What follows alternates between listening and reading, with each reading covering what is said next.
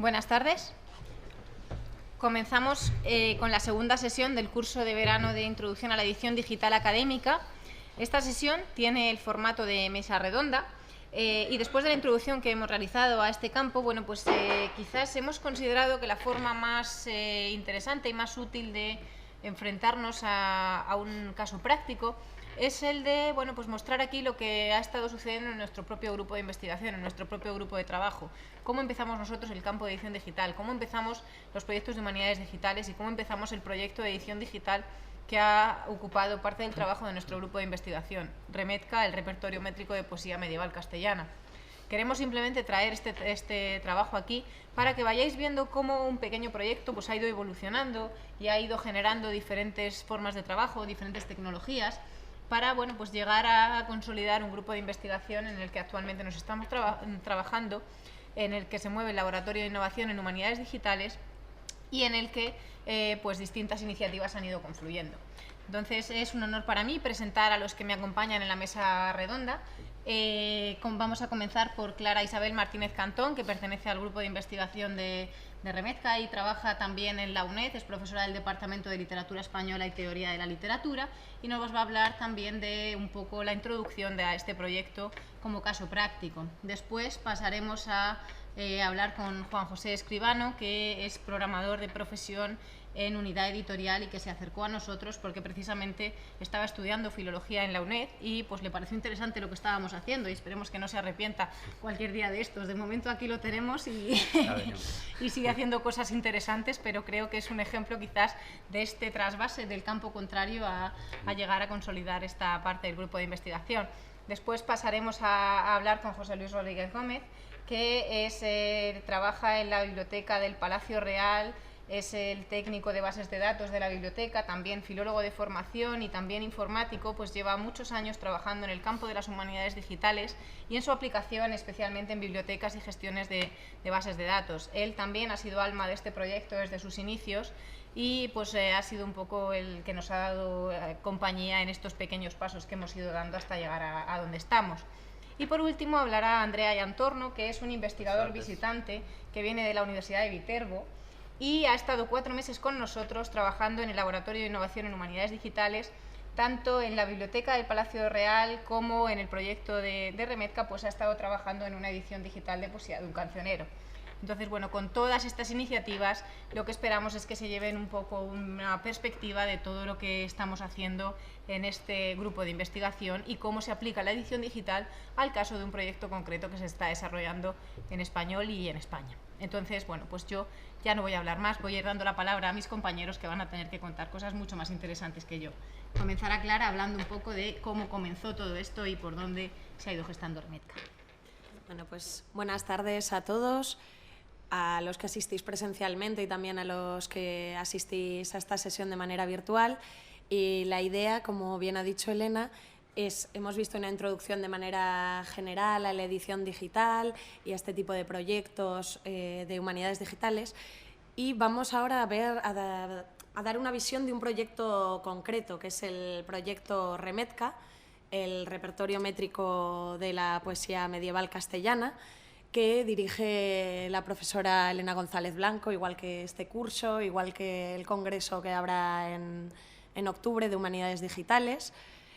Y que, bueno, que os invito a que le echéis un ojo por si os pudiera interesar.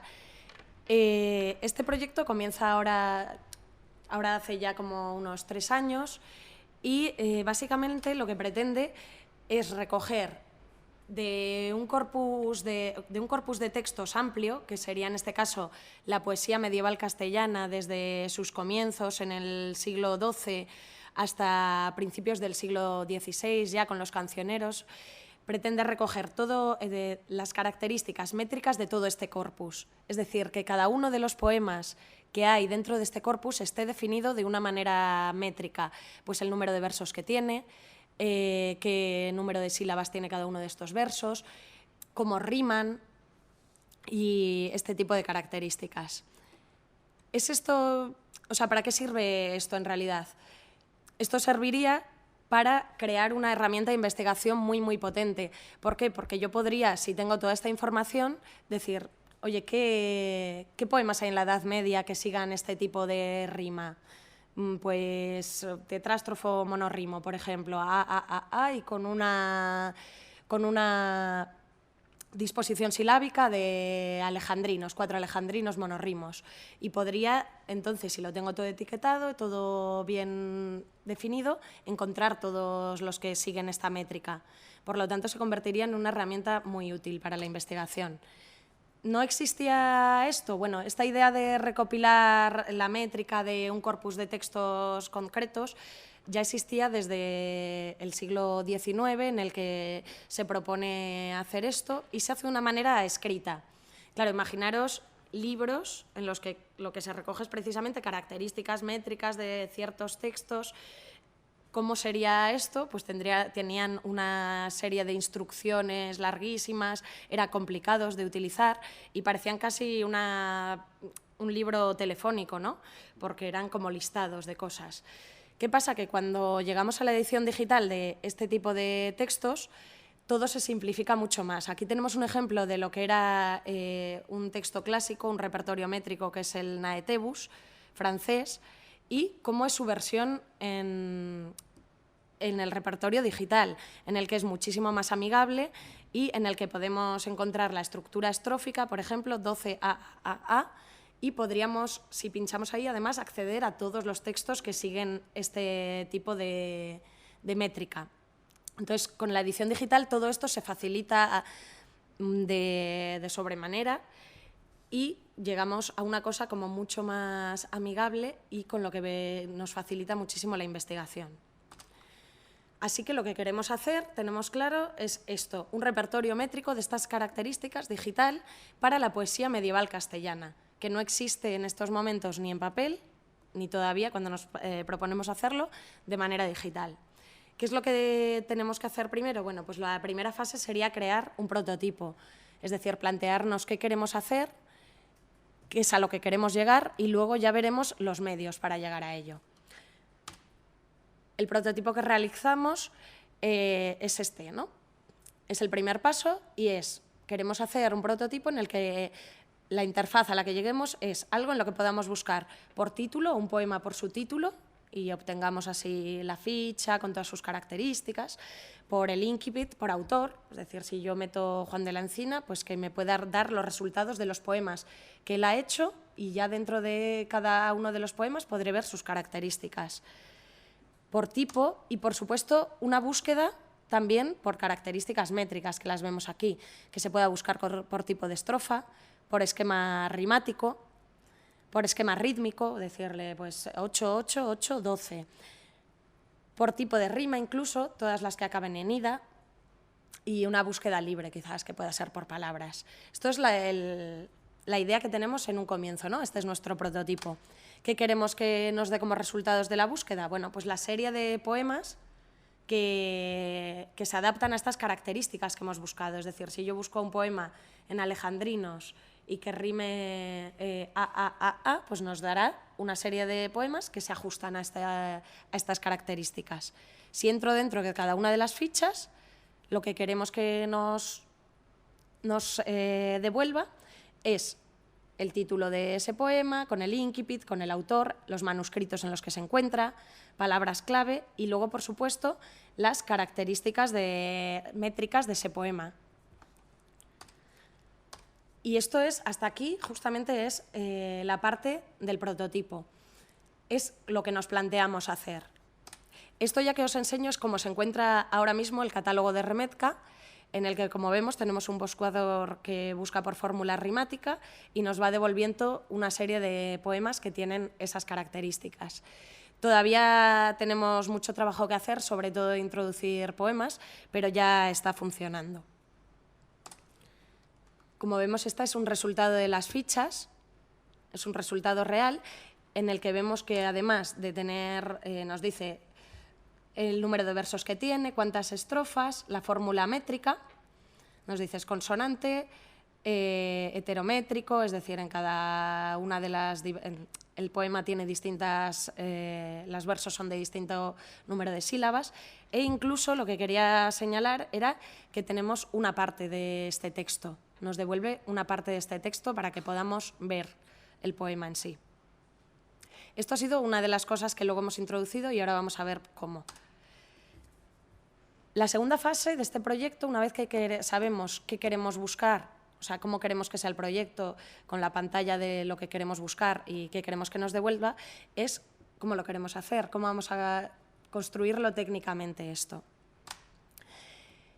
En primer lugar, pues nos planteamos realizar como primera opción una base de datos relacional en la que tengamos una tabla que sea la de poema, en la que vamos a ir introduciendo, ¿no?, pues sus características de rima, del número de sílabas de los versos, qué estrofas tiene, esto es decir, todos los datos métricos relacionados con otro tipo de tablas que sea, por ejemplo, la de obra completa, en la que ya meteremos el manuscrito en el que se encuentra, el autor, etcétera.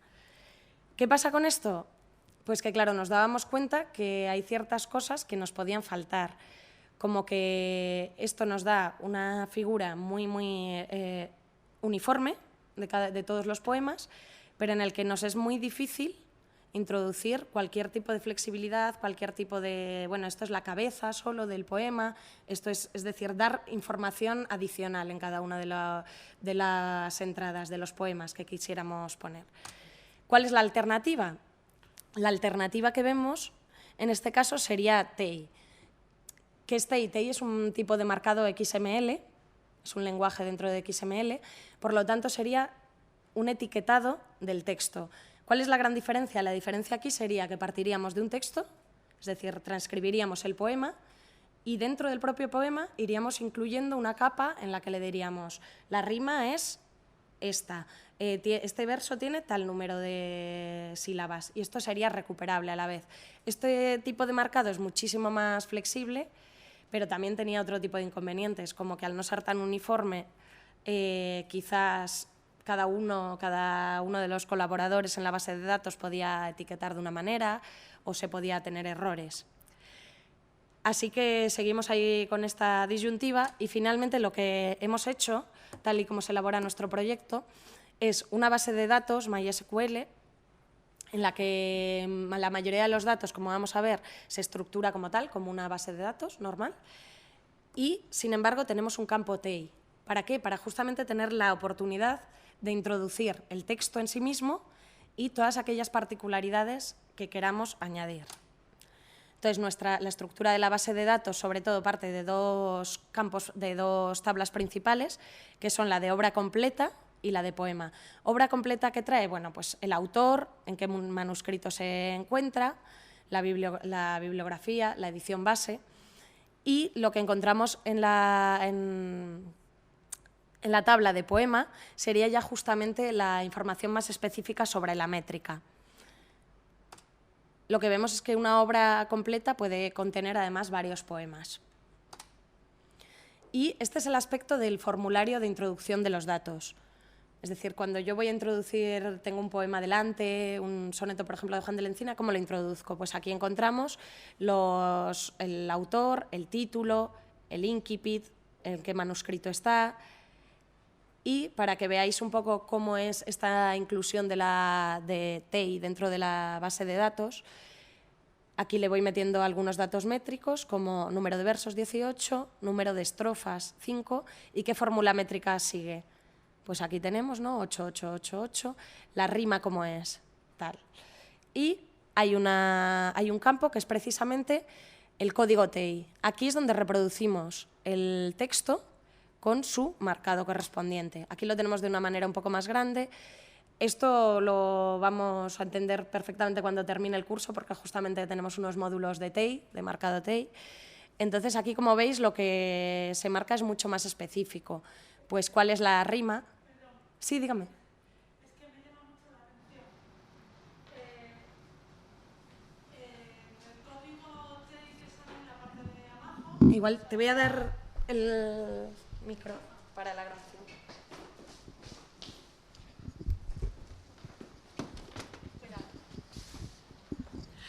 Perdón por haber interrumpido, pero es que me ha resultado muy interesante la exposición. En la pantalla anterior, en el formulario, este formulario, veo que en la parte donde pone fórmula métrica, imagino que luego eso se traduce se ve claramente compatible con un formato CSV, porque es una sucesión separada mediante comas. Y luego en la parte de abajo donde pone código TEI se pone el poema marcado con etiquetas TEI tal cual. ¿Habéis desarrollado algún método para comparar la fórmula métrica con el poema para evitar que haya errores? ¿Algún método que una la fórmula métrica con el código para comprobar que se corresponden entre sí? La idea, en principio, es no repetir la información, justamente también para que no se produzca este tipo de desajustes, ¿no? Es decir, si yo aquí digo que tiene este tipo de rima o de fórmula métrica 88888, aquí, si estoy diciendo qué tipo de verso reproduzco, octosílabos, pero solamente no me refiero a todo el poema en sí o a todo el poema, sino más bien a estos dos versos, a lo que viene después. O sea, intentamos no repetir la información que se da en una parte con la de la otra. A lo mejor no me he explicado bien.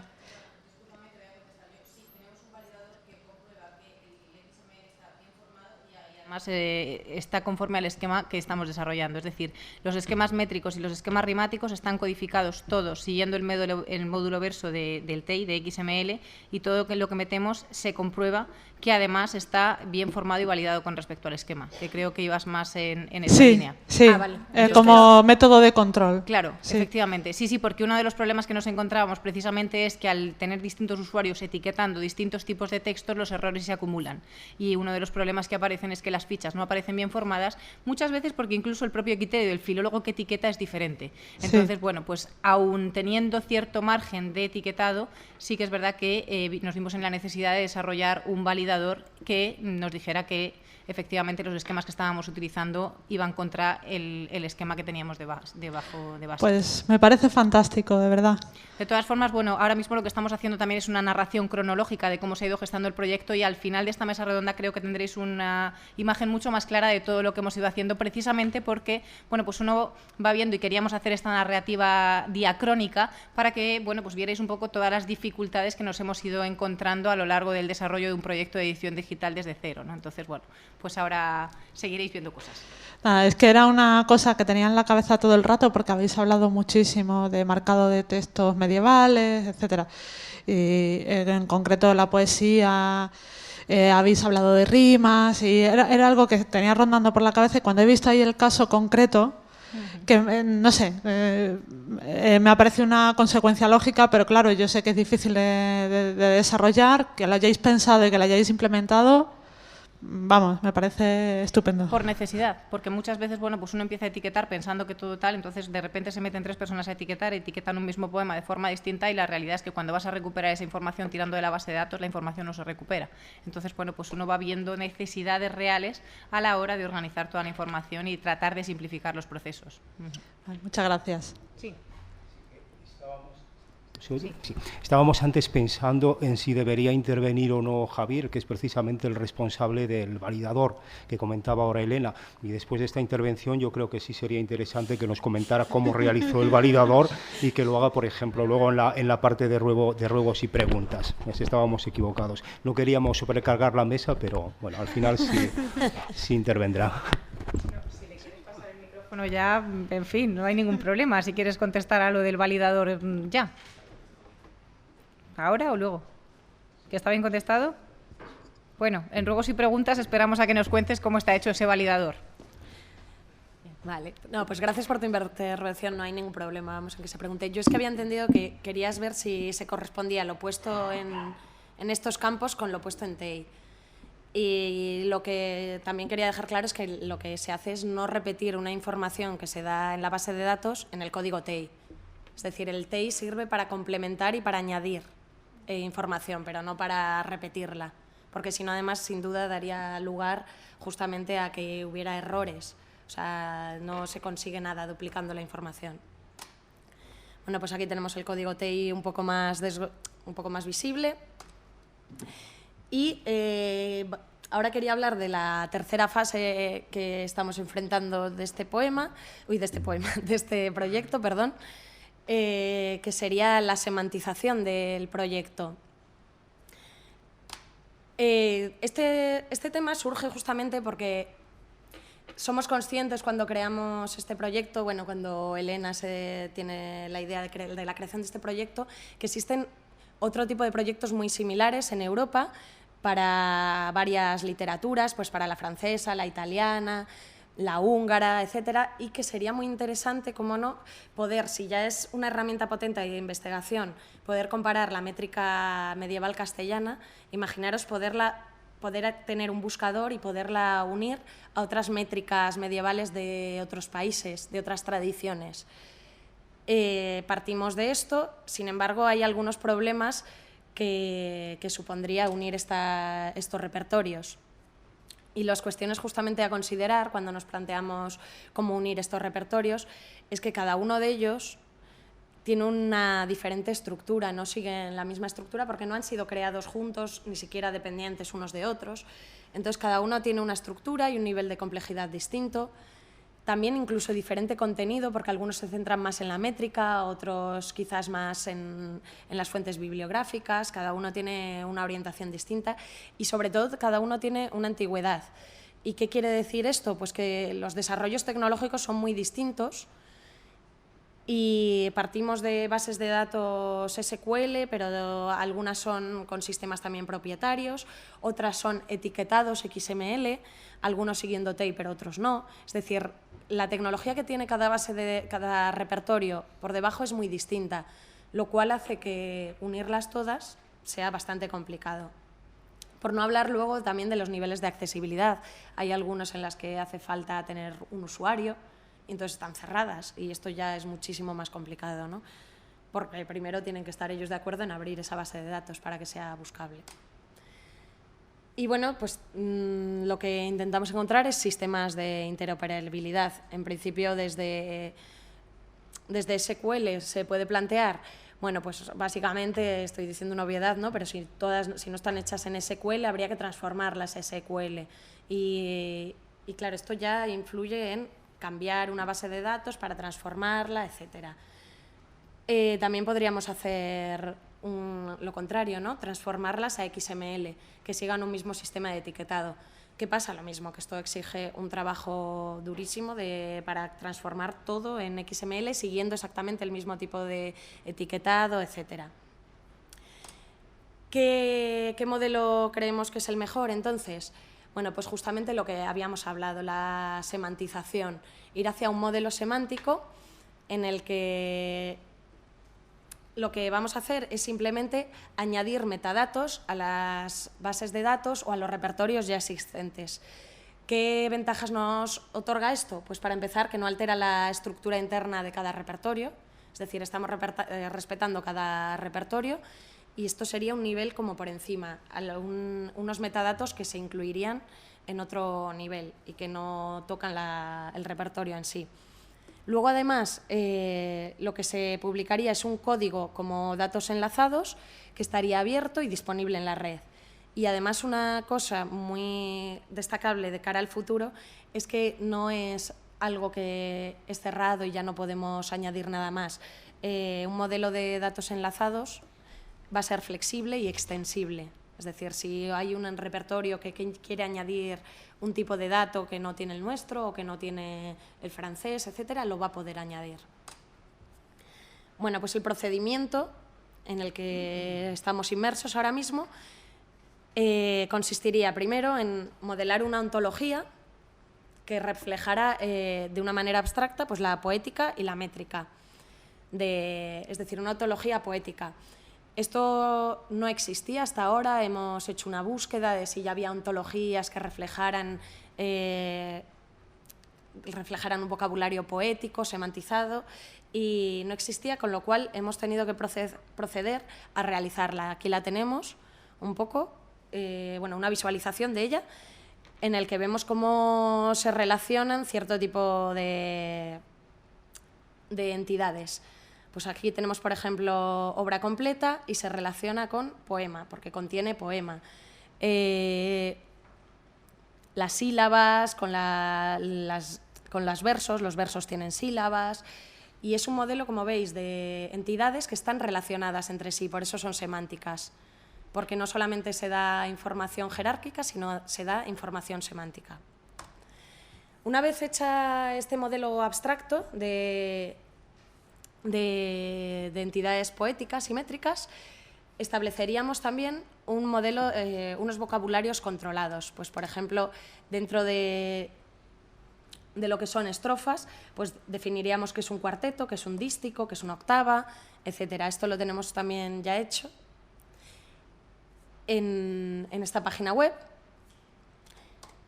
Y el proceso siguiente sería justamente enlazar nuestra base de datos de Remetka con la ontología que hemos presentado, pues enlazarlo diciendo, pues aquí es donde doy la información de qué es un poema, del tipo de poemas, es decir, crearíamos un link entre esa ontología abstracta y nuestra base de datos concreta.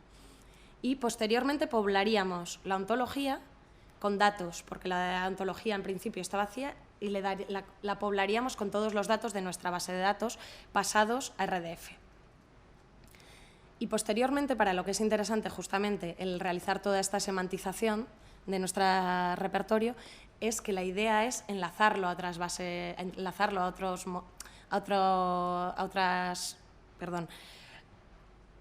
recursos que ya están en abierto como datos enlazados. Por poner un ejemplo, aquí tenemos cómo está publicada nuestra ontología dentro del Data Hub, y un dato muy claro sería enlazar nuestros autores con los autores de la Biblioteca Nacional, con el índice de autores, que también está publicado como datos enlazados.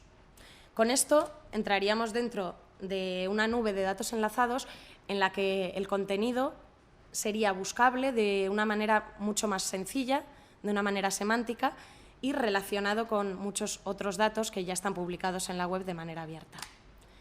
Y bueno, no quiero extenderme más, todavía queda mucho trabajo en este sentido, pero bueno, estas son las fases por las que hemos ido pasando hasta el momento en Remetka. Muchas gracias.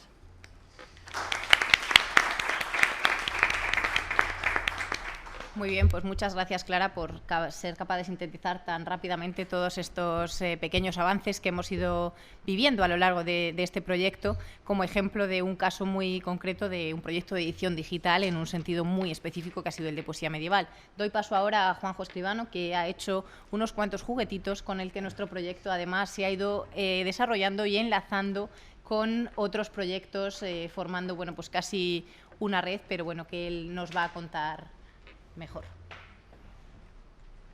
Buenas tardes. Gracias a todos por venir. Voy a intentar ser breve. Los informáticos somos breves. Somos así.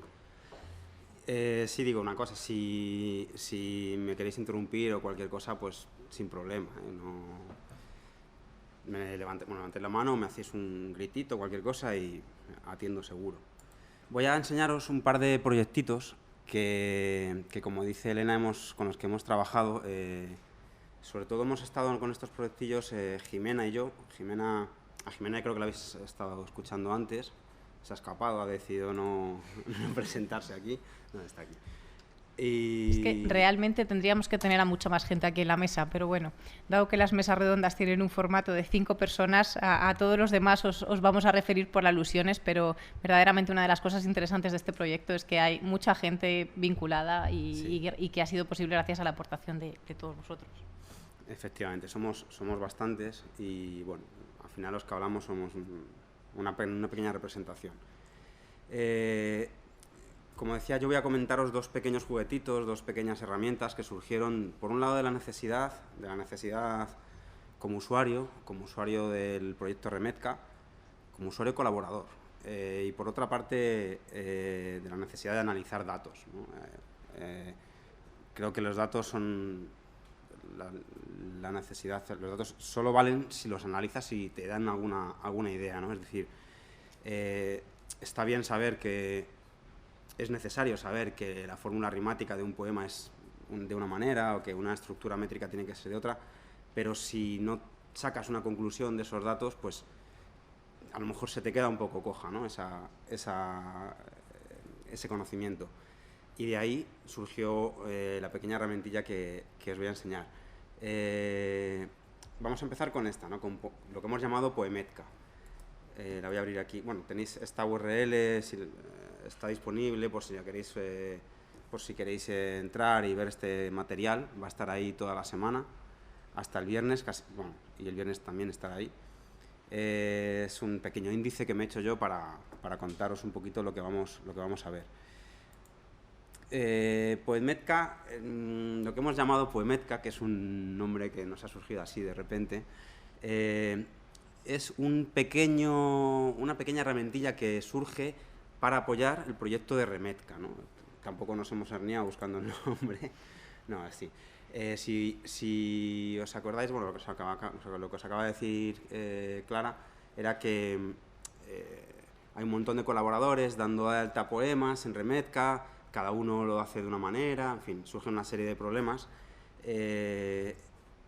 Los poemas, cuando nos llegaban a los colaboradores para darlos de alta como fichas T y demás, pues venían con una sintaxis un poco extraña, que ahora os voy a enseñar.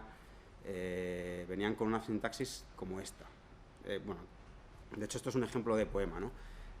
Cuando uno de los colaboradores empezaba a etiquetar poemas, pues se le enviaban, por lo menos a mí, no sé si fue porque fui el cabeza de turco, pero se le enviaban un montón de fichas como esta, que sí, por supuesto.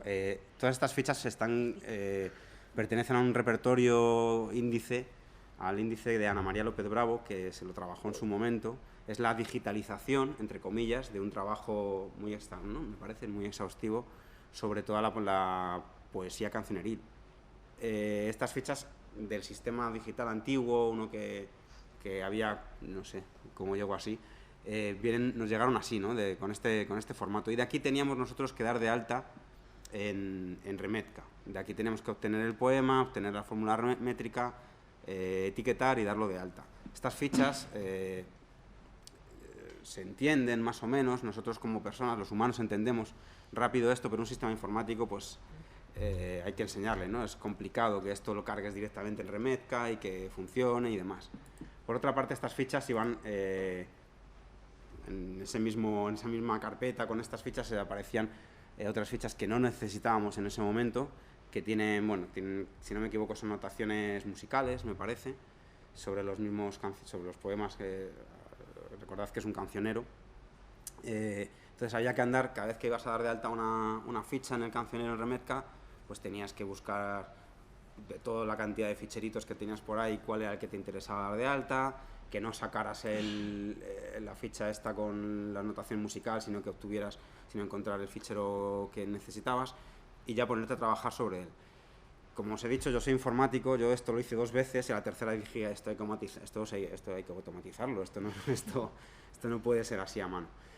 Entonces, uno de los primeros trabajillos que hicimos fue automatizar esta carga de ficheros, crear una base de datos a partir de la que trabajar. Por un lado, por vaguería, para decir, bueno, yo quiero tener toda la información allí sin tener que andar buscando y demás y que todo sea mucho más fácil. Y por otro lado, para poder analizarla. Ahora veréis por qué se puede analizar esa información. Esa información cargada en la base de datos está en poemetka.lin.es. Antes de continuar, esta web está en construcción, esta va a ser aquí hay que poner un poco más de información, nos falta decentarla porque nos ha pillado un poco el toro, pero la información está aquí, ¿no? En el cancionero. Toda esta información que veis aquí, en realidad son los cancioneros de Ana María López, digitalizados, y Ana María Gómez, bravo, yo no sé por qué he dicho López, yo estoy digitalizados y subidos a una base de datos MySQL, ¿de acuerdo? Aquí podemos buscar por manuscrito, podemos buscar por fórmula métrica. Esto es lo que yo os comentaba, ¿no? Aquí ya podemos empezar a extraer conclusiones, ¿de acuerdo? Por ejemplo, podemos hacer una búsqueda de decir, pues yo quiero buscar todos los poemas de cierto cancionero, el que sea, el que tengamos, todos estos son los que tenemos hasta el momento cargados, o de todos ellos, ¿vale? Es decir, pues quiero buscar todos los que mantengan esta fórmula métrica. Y enseguida te lo devuelve, puedes ver cuántos son, cuáles son, por supuesto, el manuscrito al que pertenecía, el número. Esto ya nos va dando una idea de, vaya, pues se pueden extraer conclusiones, ¿no? De decir, pues si solo hay 15 de este estilo, mientras que sin filtro había 94, pues ya podemos empezar a ver, pues a extraer conclusiones, como ya os digo. Ahora veremos una parte que está mucho más chula. Esto, por si alguien tiene mucho interés en cómo se hizo, esta información se cargó en la base de datos utilizando este pequeño scriptillo en Perl, ¿de acuerdo?, para parsear los ficheros y crear los insert en la base de datos, ¿vale? Como veis, y esta es una de las cosas que más me interesa decir, sobre todo desde el punto de vista de informático, estudiante de filología, la informática debe de estar, o es un servicio, no tiene sentido en sí misma, sino que debe ser un servicio para algo, ¿no? Aquí la informática es un servicio para nosotros, para poder tener las tablas de datos mucho mejor representadas. Y hay esto es un script en Perl, el que sepa Perl podrá más o menos intuir por dónde van, por allí los informáticos seguro que saben. Hay una parte de esto que sí voy a comentar, en plan ya un poco quizá friki, ya hablando de una manera informal, pero que como humanistas digitales sí vais a tener que llegar a conocer en algún momento, y es una parte muy importante, que es el de las expresiones regulares, ¿vale? Voy a abrir el ficherín aquí. Esto era el fichero original, y este pequeño script en Perl es capaz de coger este fichero original y generar una estructura SQL para guardar en una base de datos, ¿de acuerdo? Esto hay muchas formas de hacerlo, ¿de acuerdo? Pero la forma, yo creo, correcta y la forma más adecuada para tratar este tipo de fichero de texto es mediante expresiones regulares, que son estas pequeñas líneas llenas de barritas, corchetes, mases, de todo, que son capaces de entender el texto escrito según un patrón y obtener elementos, ¿de acuerdo? Esto no es un curso de expresiones regulares, esto va a estar ahí, lo podéis ver, porque de verdad que se parsean todos los ficheros con esto, lo podéis ver si os apetece jugar. Imaginaos que este programita lo que hace desde aquí hasta el final es leer va leyendo cada fichero línea a línea, ¿no? Y entonces para cada línea dice, si es una línea, por ejemplo, vamos a imaginarnos que estamos en una línea en la que hablamos de, pues, el ID de datos, ¿no?, que es la primera. Si empieza por ID, bueno, pues yo ya sé, es la única línea que empieza por ID, yo ya sé que estoy en la línea ID de datos, ¿de acuerdo? Yo quiero obtener el ID de datos, que es este valorcito de aquí. Bueno, pues entonces yo sé, esto es una cosa muy, muy dura de entender, pero ya os digo que yo creo que es muy importante que más o menos sepáis que existen, ¿no? Se le puede decir, bueno, ¿qué estructura tiene esto? Esto tiene una estructura de una serie de caracteres, letras en concreto, un espacio en blanco, otra serie de letras, un espacio en blanco y por fin la serie de letras última, que es la que yo quiero. Bueno, pues una expresión regular funciona de esa forma, ¿no? Funciona con bloques, esto es una aproximación, me perdonen los puristas, esto es una aproximación muy a grosso modo, pero funciona con bloques en el que se le puede decir, bueno, este primer bloque entre paréntesis y paréntesis corresponde a la primera parte de la línea, a donde pone ID. ¿Qué significa esto? Significa que ahí puede haber desde la A hasta la Z cualquier valor, una o más veces. No es una... Bueno, más o menos os podéis fiar de mí que funciona. Esta segunda parte corresponde a los espacios en blancos que hay aquí. Yo no sé cuántos espacios en blancos va a haber aquí, unas veces puede haber 1, 2, 3, 4, pues esta segunda parte de la expresión regular dice, vale, /s es un espacio en blanco, el más es una palabra reservada que significa uno o más caracteres, es decir, voy a encontrar una serie de palabras, o mejor dicho, una serie de letras, una serie de espacios en blancos y pasamos al siguiente bloque. El siguiente bloque también son una serie de palabras, mayúsculas o minúsculas, os podéis imaginar de la A a la Z, y además un guión bajo. Este más significa que puede aparecer una o más veces. Entonces ya estamos aquí, ya tenemos esto. Aquí hay otro conjunto de caracteres en blanco, pues son estos. Y por fin llegamos al último elemento, que aquí no me complico, pongo punto asterisco, que quiere decir algo así como lo que me echen, cualquier cosa, ¿no? Lo suyo sería decir, bueno, solo caracteres o solo letras o tal, pero bueno, para este caso, como es una entrada de datos controlada, pues si este es el primer bloque, segundo, tercero, cuarto y quinto, el ID de datos es el quinto bloque. Y ya a partir de ahí, bueno, pues lo guardo en una variable, luego ya lo pinto para generar un SQL y demás. Esta aproximación, bueno, podéis ver por los folios, el primer verso, el segundo verso, el último verso, todo al final funciona más o menos del mismo modo, ¿no? Esta es una forma de parsear un fichero. Como humanistas digitales, esto a lo mejor, si no habéis visto nunca una expresión regular, de repente es una bocanada de fuego en estos días de calor, pero sí que convendría que os fuera sonando el concepto de expresión regular, porque al final es la manera que tenemos, por lo menos en la informática, de tratar estructuras de palabras y de estructuras oracionales completas, ¿no? Puedes llegar, si te lo trabajas mucho y haces cosas muy avanzadas, podrías pensar a base de expresiones regulares, coger un texto, separarlo en frases, separarlo en palabras. Si tienes la suerte de tener un diccionario de datos de todos los verbos con sus conjugaciones, pues ya puedes empezar a ver dónde está de cada una de las frases el verbo. En fin, puedes jugar mucho con ello, ¿no? En este caso solo lo usamos para dar de alta las tablas. Y luego viene la segunda parte. No me quiero enrollar mucho, ¿no? La segunda parte fue coger estas mismas tablas y avanzar un poquito más. A ver si se carga rápido. Y avanzar un poquito... Ah, se ha quedado debajo. La estética no es lo mío. Debería quedarse arriba.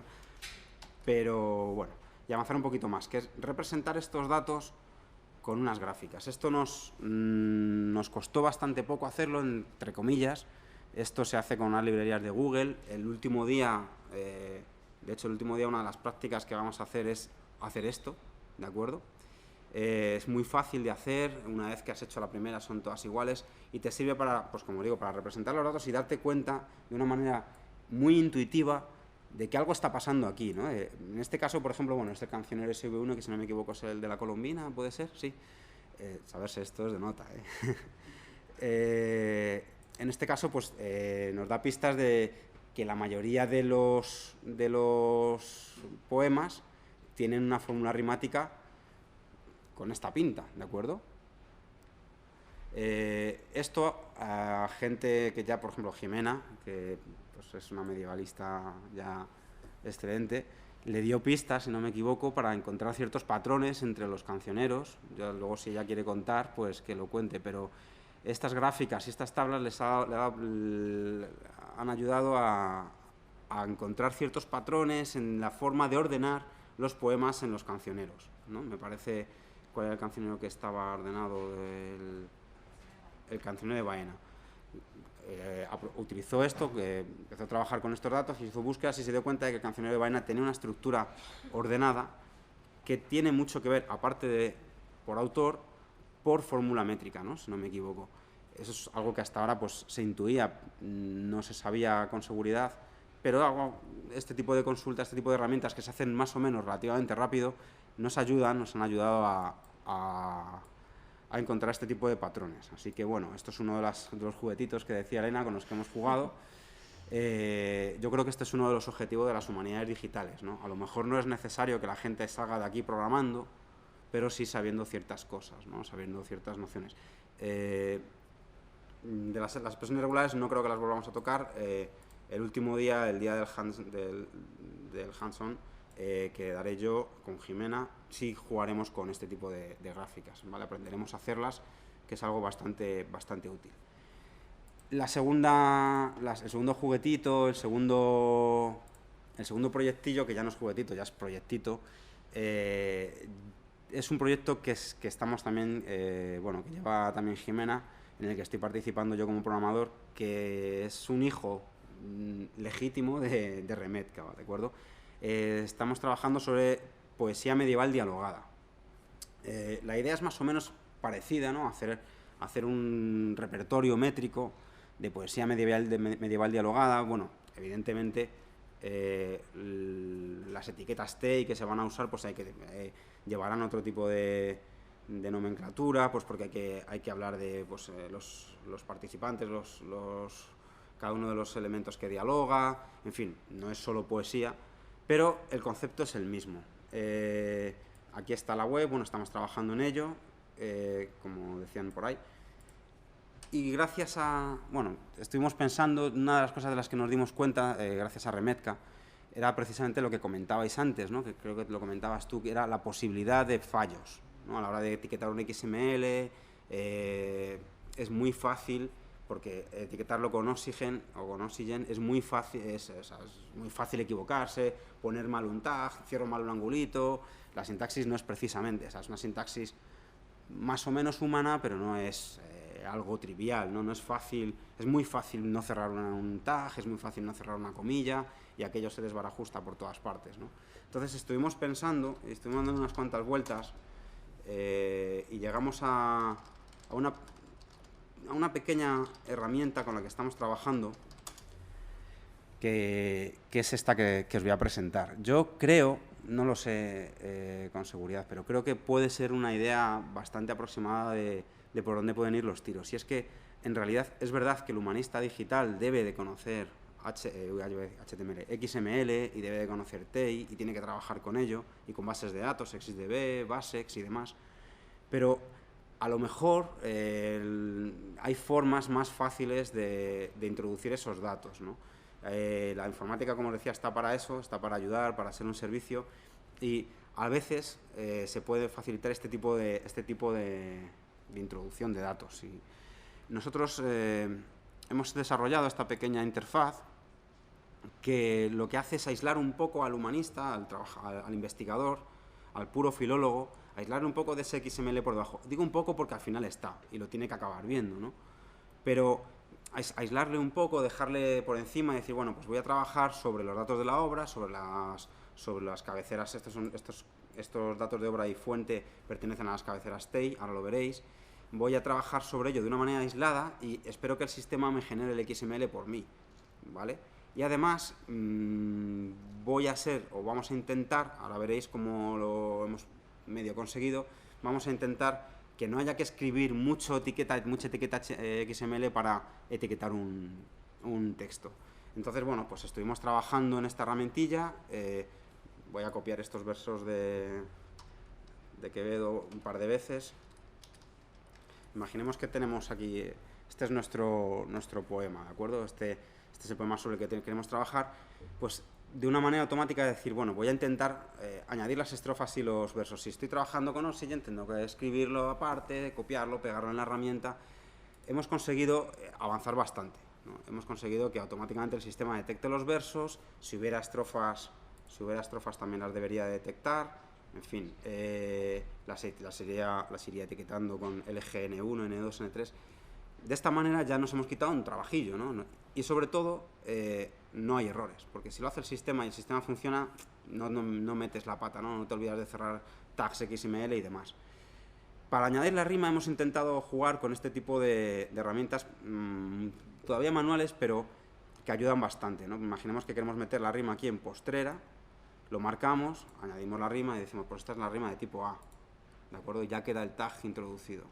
Ahora esta es la rima de tipo B, pues también metemos el tag. Entonces, bueno, esto cuando le dimos unas vueltecillas y se lo enseñé bueno, les pareció que podía ser útil, sobre todo por eso, porque aislamos un poquito al usuario del XML. Está ahí todavía, ¿de acuerdo? Pero ya no tiene que escribir tanto. Nos permite validar, ver si el XML está bien formado. Y además, esto respecto al poema, pero las cabeceras que, oye, pues que son más fáciles de meter, ¿no? Al final es un título, el incipit, autor, editor, en fin, la fecha de edición, estos son datos que tampoco son tan puramente XML, por así decirlo. Bueno, pues tú lo puedes meter aquí, puedes poner lo que tú quieras, aquí pones el título o lo que necesites, ¿vale? Vas rellenando.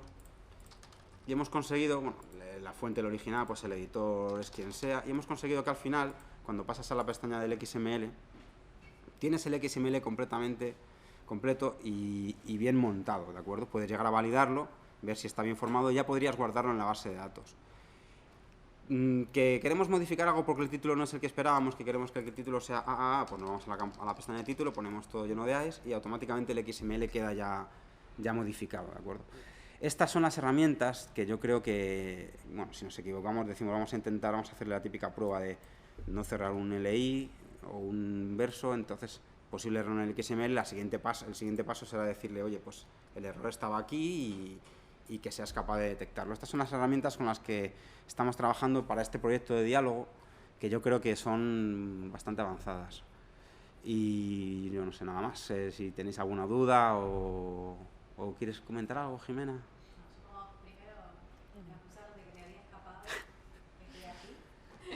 Que me parece que lo que comentó Juanjo es muy interesante en el sentido de ver cómo Remetka funcionó como una especie de laboratorio, cómo nos permitió ir pensando, reflexionando sobre las herramientas que íbamos desarrollando, mejorándolas, incorporándolas con posibilidad de incorporar estas herramientas también al proyecto de Remetka y a otros proyectos también. Creo que en ese sentido una cuestión importante es trabajar sobre cómo hay que trabajar en humanidades digitales.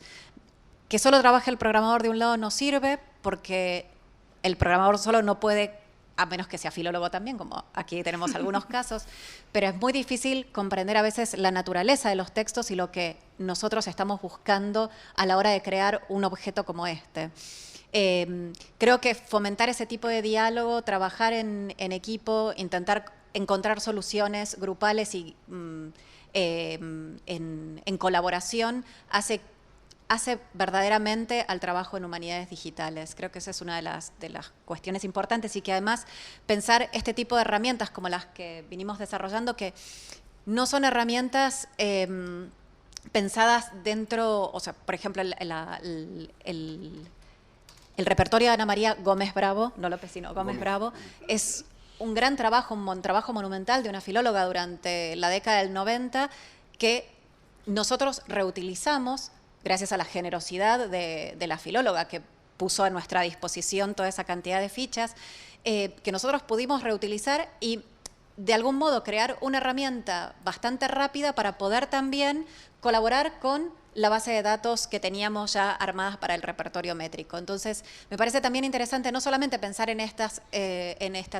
herramientas, digamos, de larga duración o que debemos trabajar demasiado y en profundidad en ellas en un largo tiempo, sino también pensar en este tipo de herramientas con una utilidad muy práctica, rápida, que, como decía Juanjo, por ejemplo, a mí en un trabajo de investigación puntual me permitió encontrar determinados resultados, ¿no? Creo solamente eso para añadir a la presentación tan concisa de Juan José Escribano.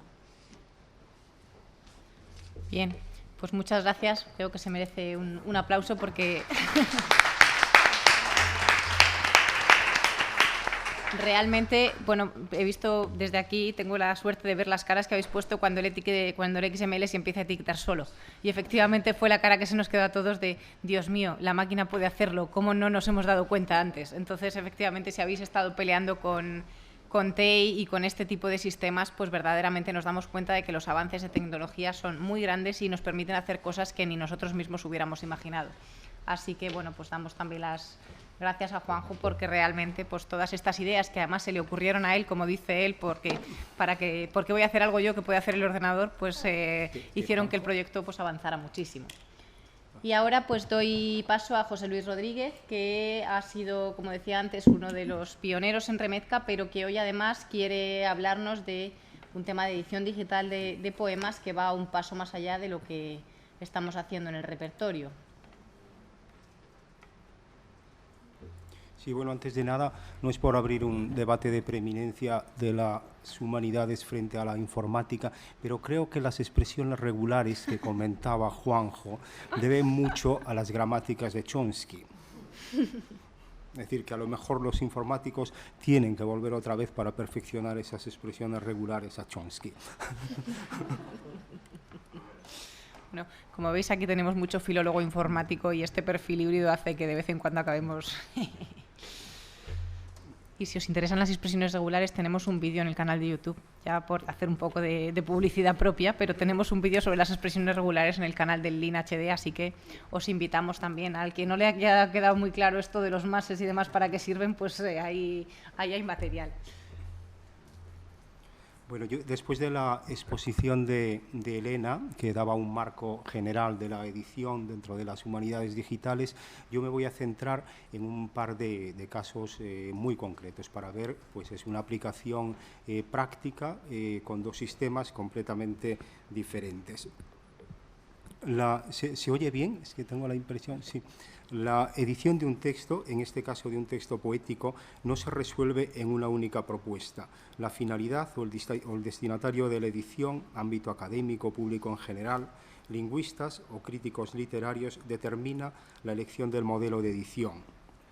Andrea, por ejemplo, que lo veremos a continuación, realizó una edición que atiende a un único testimonio de un poema medieval. A la transcripción, más o menos paleográfica, más o menos diplomática, añade el facsímil y una serie de recursos de navegación, acceso por primeros versos, puesta en pantalla, que luego a continuación nos mostrará. Este tipo de edición sirve al investigador que quiere trabajar con ese testimonio para analizar aspectos literarios, textuales, paleográficos, incluso artísticos, dado que cuenta con iniciales miniadas. También sirve al gran público que podrá apreciar la cuidada factura de un cancionero medieval de autor. Un ejemplar de representación destinado a una persona importante.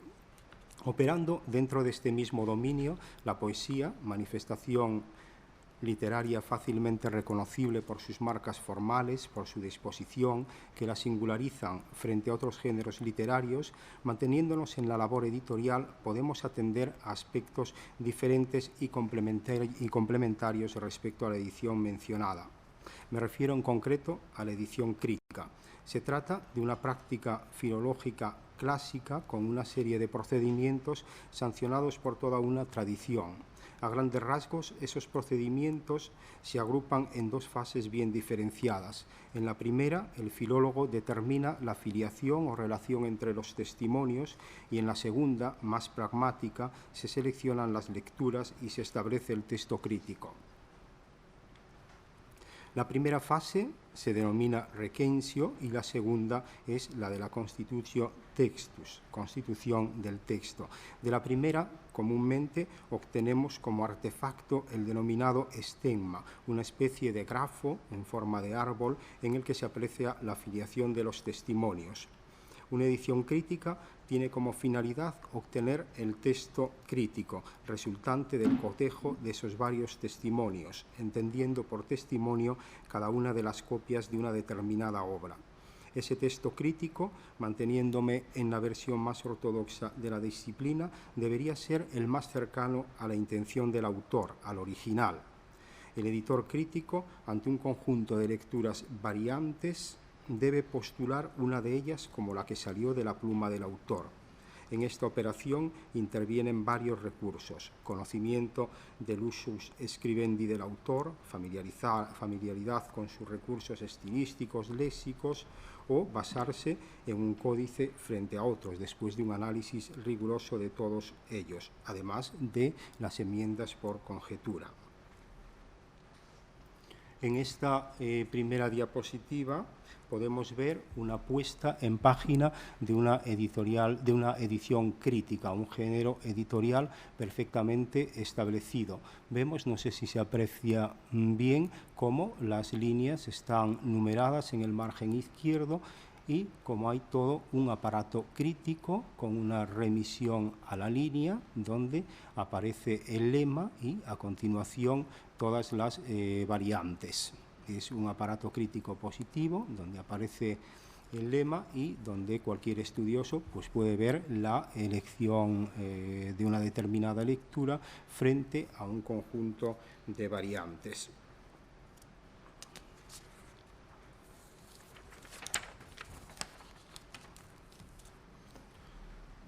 Pero una edición crítica, aunque es fundamentalmente o tiene como objetivo el texto crítico, consta de una serie de componentes, algunos más necesarios que otros. En un trabajo de principios de los 90, Folkheiber enumeraba los siguientes: una introducción que incluiría el estudio de la obra, la autoría, datación, descripción codicológica, la relación entre los testimonios, normalmente reflejada en el estegma, en el árbol, de los testimonios, el estudio lingüístico, literario, criterios editoriales, bibliografía, etc. Puede o debe incluir también la edición en facsímil del texto base o una selección de folios facsimilares para que cualquier curioso pueda cotejar la forma de transcribir o cualquier otro aspecto. Aunque no es muy frecuente, también puede incluir la edición paleográfica de un texto base o considerado como texto base. El cuerpo de la obra lo constituye la edición crítica del texto, con un aparato crítico normalmente en 3 niveles, en 3 franjas de notas. La primera con el aparato positivo, que muestra las variantes rechazadas y los comentarios de tipo paleográfico. La segunda franja anotaría las fuentes de determinados pasajes, citas bíblicas, autores clásicos, etc. Y una tercera franja comentaría y justificaría la elección de determinadas lecturas. Como anexos de esta obra se podrían incluir un glosario y las concordancias. Definido este género profesional, este género editorial de la edición crítica, como este conjunto de artefactos generados a lo largo de un trabajo intenso, me gustaría mostrar cómo la tecnología ha dado soporte, por utilizar una expresión de la jerga informática, a algunas de estas tareas editoriales e interpretativas. Lo que hemos colocado como cuerpo central del género edición crítica, es decir, el texto crítico y su aparato, es el que realmente ofrece una personalidad más definida y el que desde siempre ha puesto a prueba a los editores y a las editoriales. Afortunadamente, desde muy pronto, la tecnología estuvo al servicio de estas laboriosas composiciones tipográficas, compuestas en página de gran precisión. Para exponer las 2 familias tecnológicas en las que se inscriben las herramientas más utilizadas de la edición crítica, he seleccionado un paquete de TeX, actualmente denominado LETMAC, derivado del ECMAC, y una herramienta de TEI XML, que ya se mencionó aquí, la versión Machine, para mostrar su funcionamiento. He seleccionado 2 testimonios al azar de un fragmento de un romance del siglo XVI. Estas son las 2 familias tecnológicas que tienen orígenes completamente distintos. ECMAC comienza a desarrollarse en los años 80 y uno de sus protagonistas es Lavagnino, implicado en ediciones críticas del teatro inglés. Desde el 87 a 1990 se desarrolla la herramienta y progresivamente se van añadiendo funcionalidades, al menos hasta el año 2004, al incluir funcionalidades pues para el verso tomadas de otro paquete también de TeX, que era Edstanza. Esta solución editorial no surge de la nada, hay todo un entorno tecnológico detrás que la hace posible. Una vez más, en ese terreno de lo indisciplinar es donde se obra, si no el milagro, al menos la mejor solución. Ese entorno tecnológico es TeX. Es un sistema de tipografía escrito por Donald Knuth, muy popular en el entorno académico, especialmente entre las comunidades de matemáticos, físicos e informáticos. TeX se considera generalmente la mejor forma de componer fórmulas matemáticas complejas, pero especialmente en la forma de LaTeX y otros paquetes de macros se pueden usar para otras tareas de composición.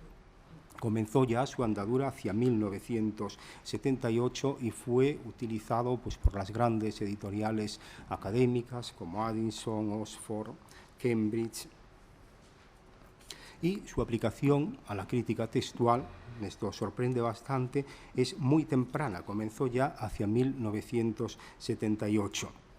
ECMAC, con sus sucesores LETMAC y ELETMAT, con la integración de Stanza para dar solución a los problemas concretos que plantea el verso, han sido los paquetes de TeX y LaTeX puestos a disposición de los editores para la creación de las ediciones críticas.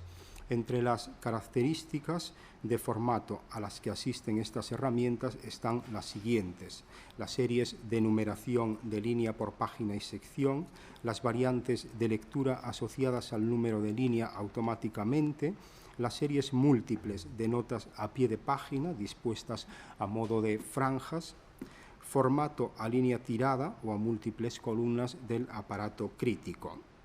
La generación también automática de los índices prescritos para este tipo de ediciones, el índice de nombres citados, el índice de lugares, con remisión a la página y también al número de línea dentro de la página.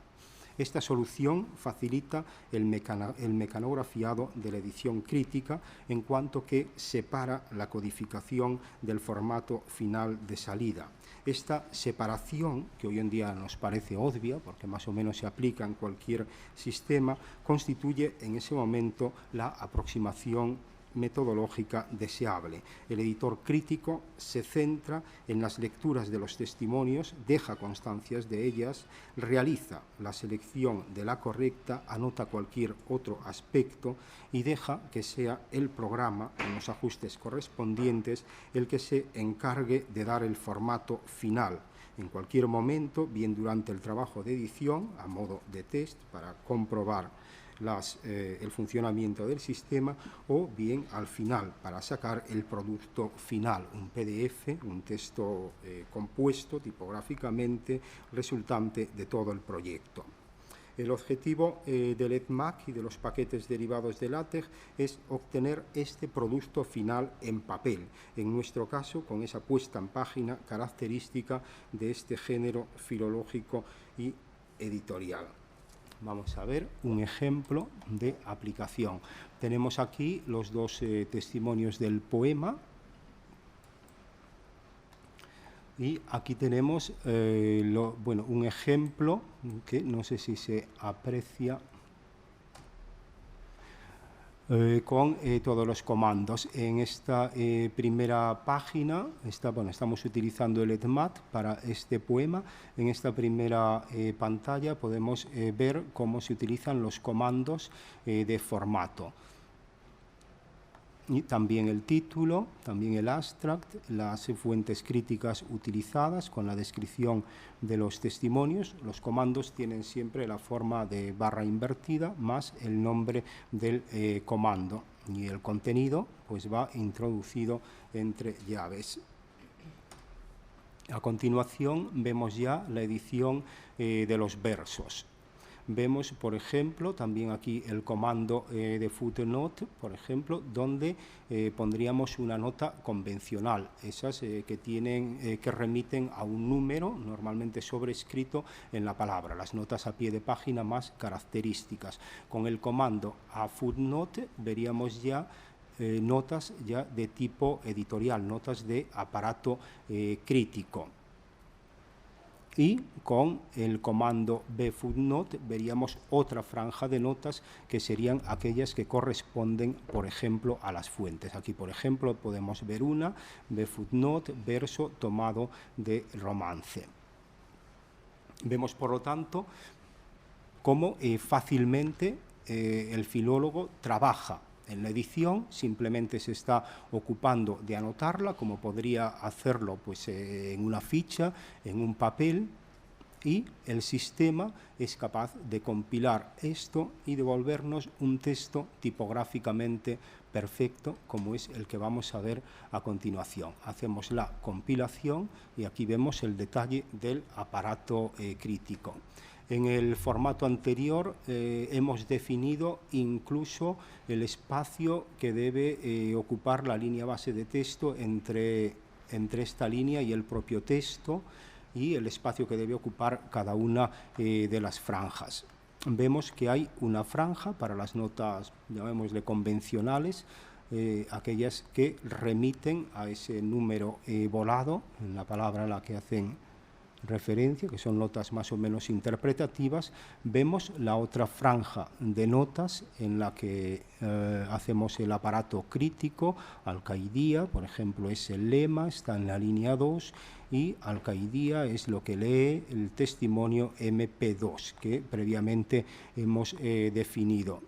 Aquí hemos definido como lema pues un fragmento, hemos puesto los puntos suspensivos para ver que empieza en y termina en caballo, y damos pues la fuente. Aquí más o menos nos lo hemos inventado, verso tomado de Romance 3. La codificación, vuelvo atrás, es así de sencilla. El sistema se encarga de hacernos una composición tipográfica ya perfectamente preparada para la imprenta.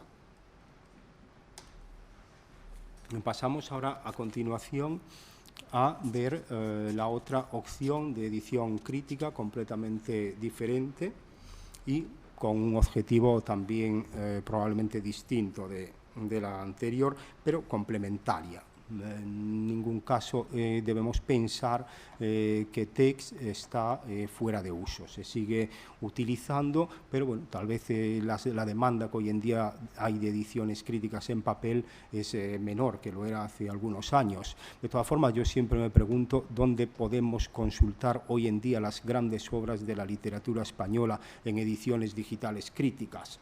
¿Dónde está el libro del buen amor? Pues en cualquier sistema del que vamos a ver ahora.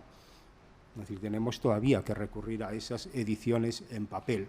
Yo creo que es todavía una labor pendiente lo de dar ese salto y utilizar pues, las herramientas que vamos a ver ahora en esta segunda parte de mi exposición y aplicarlas a esas grandes obras, por lo menos a las grandes obras de la literatura española, que yo creo que están pendientes todavía de esa labor. Hablo de TEI XML y, bueno, prácticamente no voy a hablar o voy a hablar lo mínimo posible de TEI XML porque yo creo que va a ser el tema recurrente a lo largo del curso. Simplemente me voy a centrar en etiquetas muy concretas del aparato crítico y de las lecturas del aparato crítico. TEI, y más que nada para oponerlo a lo que hemos visto anteriormente, a esa primera solución tecnológica para la edición crítica, esa solución tecnológica tan antigua que data ya de 1978. TEI XML permite no solo una puesta en página, sino también una puesta en pantalla, es decir, una edición digital en línea, un hipertexto, una hiperedición o como queramos llamarle. El módulo aparato crítico combinado con TEIverse para la edición del verso, recoge toda la casuística que se nos ofrece al enfrentarnos a una edición crítica. No voy a examinar todo el conjunto de elementos TEI de esos módulos, ya que, como apunté antes, serán vistos y será tema recurrente a lo largo de este curso. Me centraré en esas etiquetas utilizadas para las lecturas variantes, permitiendo así una confrontación con LETMAC, el sistema de ámbito LaTeX mostrado anteriormente. Para la visualización de los archivos XML, es decir, para su transformación, he utilizado el sistema Versioning Machine, definido como un entorno de trabajo y una interfaz para visualizar y comparar diferentes versiones de textos literarios codificados en XML bajo el estándar, bajo la norma TEI, en concreto el módulo aparato crítico. Las etiquetas utilizadas, bueno, esta es la página de inicio de Versioning Machine, de código abierto. En realidad es un conjunto de hojas de estilo y un conjunto de ficheros de JavaScript y poco más, pero bueno, bastante complejos. Sobre todo el JavaScript está muy desarrollado.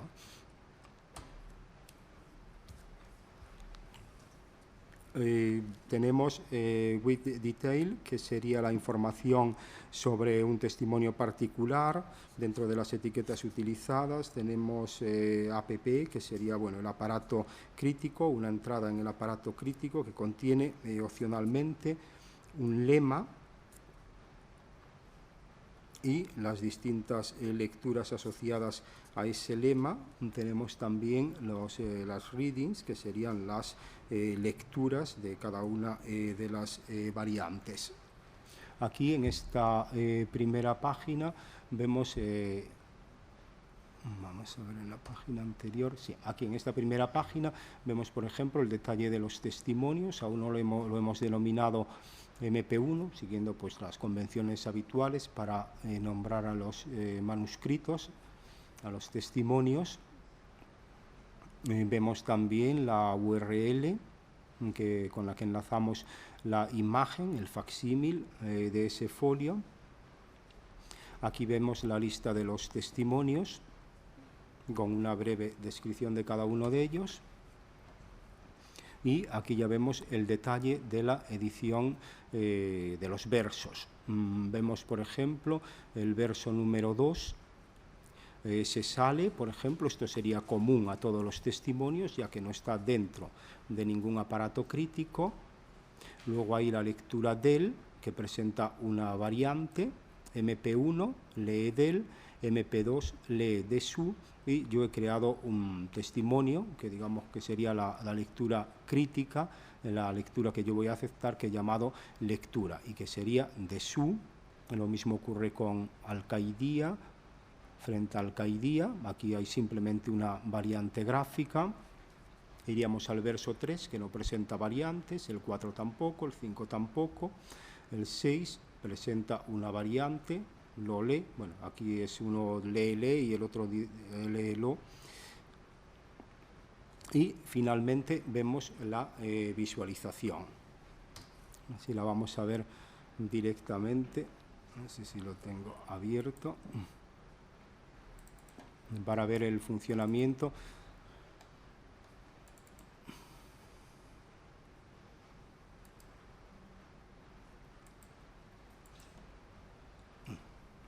Bueno, aquí tenemos los testimonios, que podemos verlos todos, los tres, el que yo he denominado también lectura.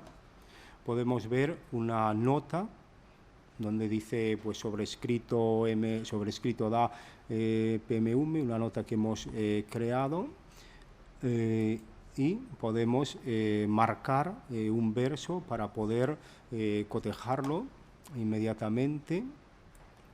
Y aquí podemos poner pues toda la información del manuscrito. He puesto una información muy somera. Podemos ocultar las líneas de los versos, bueno, toda una serie de controles realizados con JavaScript. Podemos ocultar incluso la información bibliográfica y, por supuesto, tenemos siempre el acceso al facsímil, lo que nos permite comprobar las lecturas.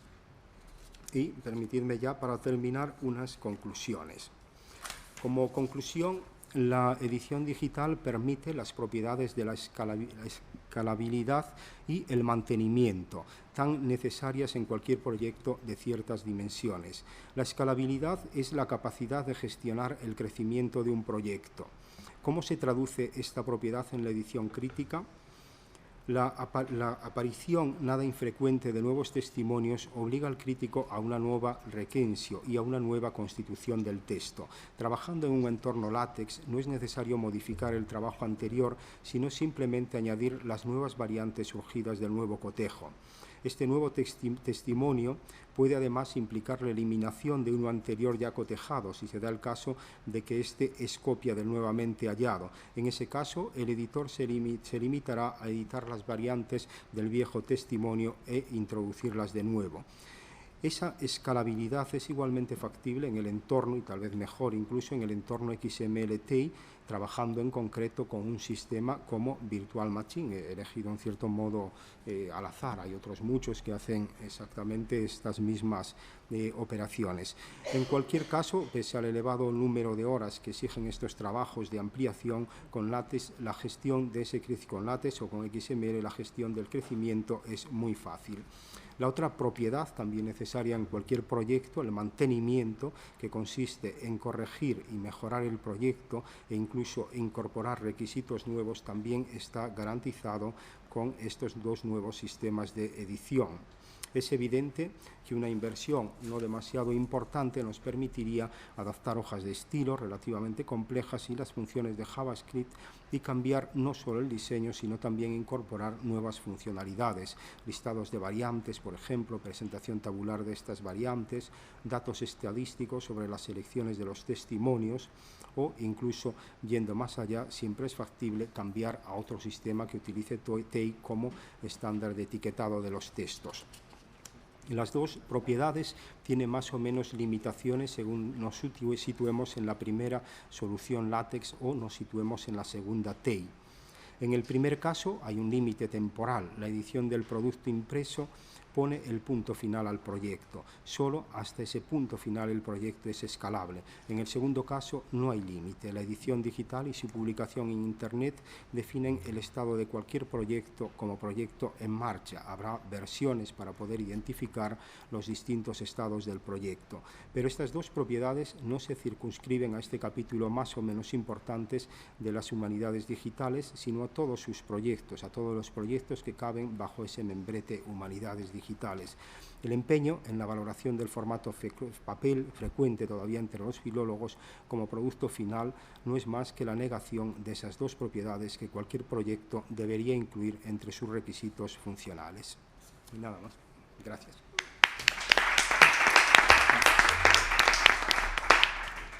Pues muchas gracias, José Luis. Eso que comentaba yo velozmente en mi introducción lo habéis podido ver realmente y efectivamente, bueno, pues las posibilidades que ofrece este sistema de edición son numerosas y yo creo que dan mucho pie a que cada uno ya se pueda imaginar su propia edición en este tipo de formatos.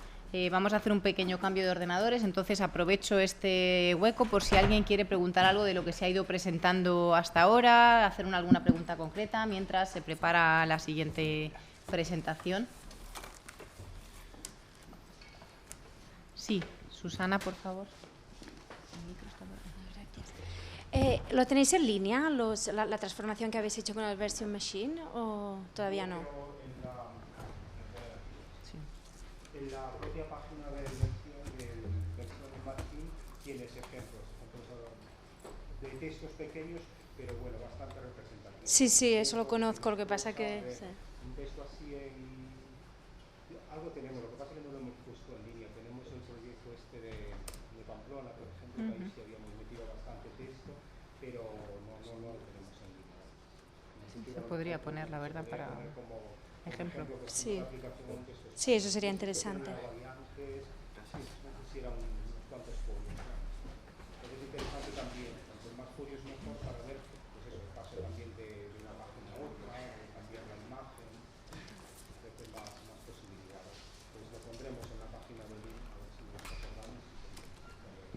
Muy bien, gracias. ¿Alguna pregunta más? ¿Alguna duda? Bueno, esto porque soy mañana, el que no pregunte no recibe certificado, así que, en fin, esperemos que esto solo sea admiración, no estupor, en fin. Nada de lo que hemos contado. Sí, a ver.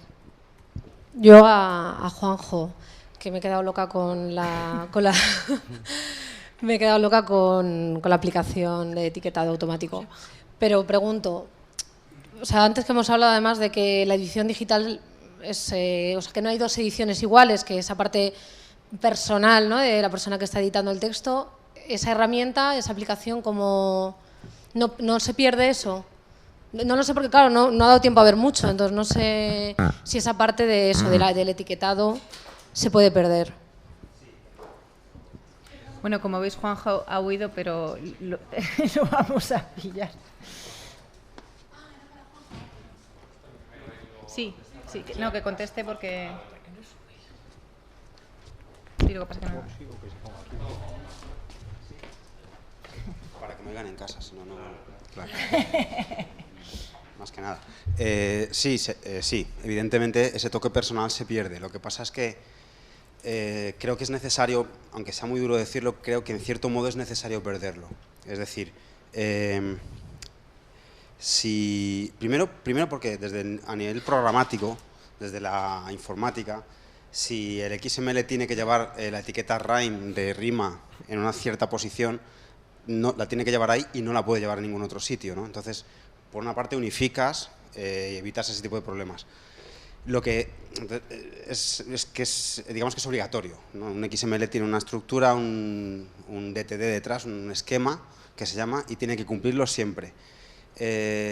Y por otra parte, porque yo creo que si cada uno tira para un lado, yo creo que cuanto más estandarizado esté todo, ya esto es un tema ya opinión personal, es mejor, ¿no?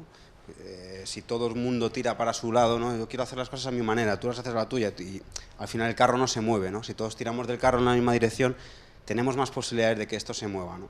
y se trata un poco, ya es un tema muy, desde mi humilde opinión, se trataría de que todos intentáramos trabajar de una manera u otra en la misma dirección, ¿no?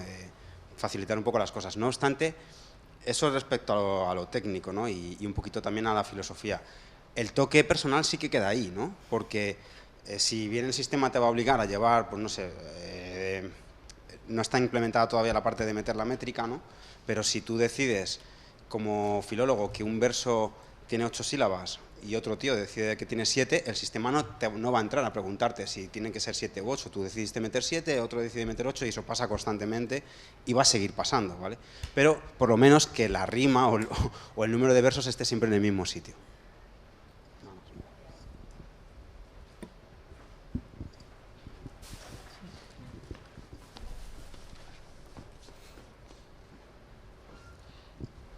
Para Juanjo también, el motor de etiquetado automático es TinyMC, ¿utilizas algún motor? ¿Es de desarrollo propio? Perdón, y hago ya la otra y así no viene otra vez. El señor que acaba de hablar ahora, que no recuerdo cómo se llamaba, ¿conoce usted el grupo de anotaciones del W3C o el trabajo del W3C en general? Pero más concretamente lo que están haciendo en los últimos años de anotaciones. Ya está. No lo conozco. Pero, perdona, ¿a qué se refiere con el trabajo de anotaciones del W3C? Porque el W3C, que es el organismo que crea los estándares de la web y tal, tiene un grupo de trabajo de anotaciones que además en los últimos años está desarrollando muchísimas ideas nuevas orientado a la edición académica, el aparato crítico, en fin, todo lo que este señor ha explicado. Están deseando trabajar con gente que aporte ideas. Bueno, he estado yo con ellos esta semana pasada, que han venido a Madrid. Y las anotaciones fueron el gran tema de la reunión. Están buscando colaboradores. Sí, yo me he referido en cierto modo a este proyecto cuando he hablado de todo el tema de Open Annotation, que efectivamente, bueno, pues está tratando de estandarizar todo lo que es anotación en esta línea. Y bueno, pues ahí hay varios proyectos, pero se salen un poco, claro, de lo que estamos tratando de edición digital, porque, a ver, lo que nosotros estamos haciendo como anotación es mucho más restringido al tipo de texto que estamos etiquetando. Cuando, vamos, por lo que yo conozco de este tipo de sistemas, se habla de anotación, están intentando como realizar una macroontología de los sistemas de anotación existentes para poder clasificar más a nivel metadato el tipo de anotación que se hace tanto a nivel de imagen como a nivel de vídeo como a nivel de texto, para poder sintetizar y clasificar todo este tipo de metadatos, porque el problema que nos estamos encontrando ahora mismo es que el universo de metadatos es tan gigantesco que hay un desorden dentro del mismo, porque en función de la clasificación que se elija, pues varían muchísimo las informaciones de una a otra. Entonces es, claro, por eso actualmente están buscando investigadores de áreas muy concretas para poder identificar las necesidades verticales e integrarlas en el grupo de anotaciones. Efectivamente, pero bueno, me parece importante, o sea, clarificar que cuando hablamos de anotación, o sea, un filólogo tiene en la cabeza un sistema de anotación muy diferente, o sea, que va muy pegado al texto, que cuando hablamos de lo que la web semántica o el consorcio de la web entiende por anotación. No, es que yo estoy hablando del grupo de anotaciones. Sí, del consorcio de la web, sí, lo claro, sé. No, pero no del W3C en general. Ellos están desarrollando estándares de libro digital. Y están muy preocupados, tienen todo un grupo de trabajo de anotaciones para el ámbito académico, para el libro digital.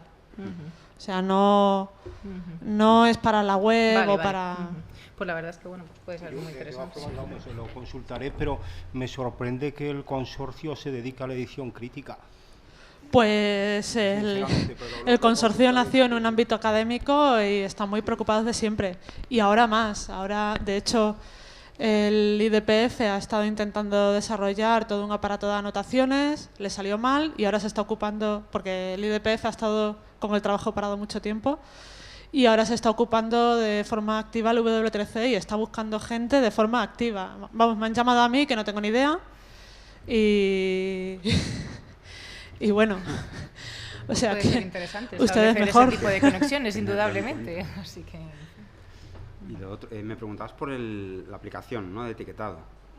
Sí, y además que no lo he querido contar porque La parte de... me parecía un poco friki, ¿no? Pero claro, después de las expresiones regulares, ya qué más da. La parte primera donde establezco el header del documento TEI, que es ese formulario que hemos visto en las dos primeras pestañas al principio, esa parte está desarrollada en AngularJS. Eso es un framework de JavaScript que ahora tiene la gente de Google, empezó no siendo de Google, pero ahora la gente de Google se lo ha adjudicado, en fin, está trabajando en él, quiero decir, y permite hacer, bueno, pues un poco friki, un poco técnico lo que voy a decir, permite hacer lo que se llama binding en dos direcciones de variables, es decir, permite que tú toques algo en un sitio de una página web y automáticamente se modifique en otro, ¿no? Como veíamos, yo tocaba el título y se modificaba en el XML, ¿vale? Eso es, casi podría atreverme a decir que es el futuro de las aplicaciones web a día de hoy. El presente y por lo menos el futuro inmediato. Eso respecto a la primera parte, ¿no? del formulario. Y la parte en la que sí estableces etiquetas y señalas las rimas y demás, eso es JavaScript puro y duro, desarrollado por mí, básicamente. Creo que hay mejores formas de hacerlo, probablemente eso que hay ahí es un prototipo, pero sí, eso es JavaScript, pero vamos, del clásico, de toda la vida. No creo recordar que no utilizo casi nada jQuery, aunque estaría bien porque ayuda bastante a la hora de desarrollar, lo digo porque supongo que te sonará, lo conocerás y demás, pero vamos, ese es JavaScript. Sí, tenemos una pregunta más antes de dar paso a la charla del profesor Ian Turno. Hola.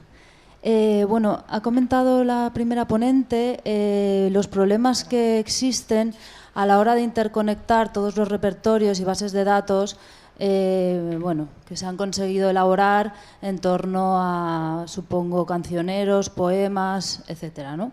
También espero que de literatura y otras bases de datos, digamos, de fuentes humanistas que no simplemente sean formales, ¿no? En tanto que el poema permite, sí, pues, ser ordenado pues, por ciertas características formales que ya entiendo que es más complejo hacer en el caso de la prosa y del ensayo. Eso también era una pregunta, ¿no? Cómo se enfrenta, ¿no? Toda esta ordenación a través de etiquetas, etcétera, en un mundo como es la prosa o el ensayo, que no se deja formalizar tanto más allá de los conceptos que... Hola. Perdón. Bueno, esa era una de mis preguntas. Pero bueno, lo que me interesa es saber si existe algún proyecto que se esté ocupando, más allá de los metadatos, creo que ha comentado usted, y de las ontologías semánticas, por poner en contacto todas estas bases a nivel, o sea, por el interés antropológico que tiene esta cuestión de encontrar regularidades, no solamente entre los cancioneros de distintos países, en distintas lenguas, a nivel rítmico, etcétera, sino ya mirado a un nivel mucho más amplio, general y antropológico, de bases, pues tanto de datos antropológicos, no sé, literatura, ensayo, etcétera, porque nos permitiría hablar de algo así como rasgos de la humanidad en su conjunto, digamos, ¿no? De mayor probabilidad de que se den ciertas formas, ciertos cantos, ciertas rítmicas, ciertas... ¿no? O sea, esto es que yo vengo de filosofía, claro, yo ya me pongo a ver aquí las estructuras o me pongo muy chomskiana o no sé qué será esto, y quisiera saber si existen proyectos de interconexión de todos estos datos para encontrar regularidades que puedan hablar de lo humano en su conjunto. Bueno, le dejo la palabra a Elena, que como, o sea, la unión de distintos repertorios, claro, es un proyecto que tenemos ahora mismo concedido y en el que estamos trabajando.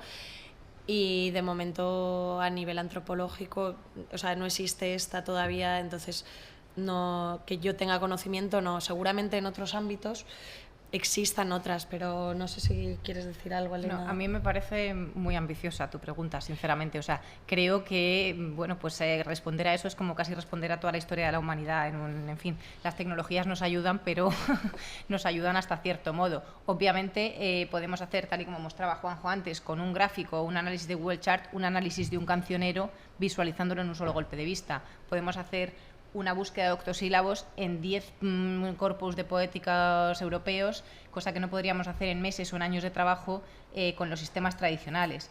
Eso que nos permite, pues evidentemente, llegar a unas conclusiones en literatura comparada, en estudio del folclore, en estudio de la historia, por ejemplo, que no podríamos haber llegado de otro modo. Hay un proyecto que a mí me encanta enseñar, que es el Atlas of Early Printing, desarrollado por la Universidad de Iowa, que simplemente visualiza en un mapa los molinos de papel, las universidades, los monasterios y las rutas de transporte. Poniendo todos esos factores combinados y una línea cronológica de tiempo, se puede ver cómo evolucionó la imprenta. Tener todos esos factores a la vez y poder ver cómo se fueron moviendo los focos de interés en Europa, puesto en un proyecto de literatura, pues nos daría muchísima información que consistiría en leer miles y miles de artículos y quizás no pudiésemos visualizar un solo golpe de vista. Si esa es un poco la conclusión de todo este tipo de cosas, la respuesta es sí, se puede hacer. También todo depende de cómo se enfoque, es decir, utilizar un sistema de visualización u otro implica que los resultados que se obtienen de una búsqueda o de una configuración pueden ser muy diferentes. Es decir, no hay una solución universal para todo, sino todo depende a cómo se plantea la pregunta de investigación, la respuesta que se obtenga. Obviamente las tecnologías facilitan enormemente las cosas, pero no hay una respuesta universal, sino una respuesta adaptada a cada una de las preguntas, y la tecnología nos ayuda muchísimo en este sentido. Con lo que respecta al repertorio europeo, la idea que tenemos es esta. Remezcla en sí solo no sirve para nada, para buscar octosílabos en la literatura castellana. Sí, sirve mucho, efectivamente, podemos hacerlo, podemos usarlo y quizás de otra forma no se podría haber buscado. Pero ¿cuál es el sentido de todo esto? El sentido de todo esto es engancharnos con la poesía húngara, con la poesía romana, con la poesía francesa y con la poesía italiana. ¿Por qué? Porque quizás estamos haciendo lo mismo y llevamos haciendo lo mismo desde la Edad Media, pero nadie ha podido contrastar todas esas informaciones desde un punto de vista simultáneo para realmente ver de dónde vienen las lenguas romances, de dónde viene el latín o hacia dónde evolucionó la poesía.